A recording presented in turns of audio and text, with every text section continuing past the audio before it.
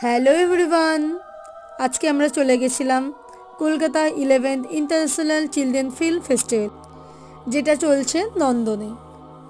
কখন যাবেন, কিভাবে যাবেন সেটা জেনে নিন। ফেস্টিভ্যালটা চলবে 23 থেকে 28 জানুয়ারি 2025। কখন যাবেন? সকাল 11 থেকে রাত 8টার মধ্যে। এখানে নন্দন স্ক্রিন 1, নন্দন স্ক্রিন 2 এবং নন্দন স্ক্রিন 3-তে বাচ্চাদের সিনেমা দেখার ব্যবস্থা আছে। 3টে থেকে 4টের মধ্যে গিয়ে টোকেন নিতে হবে।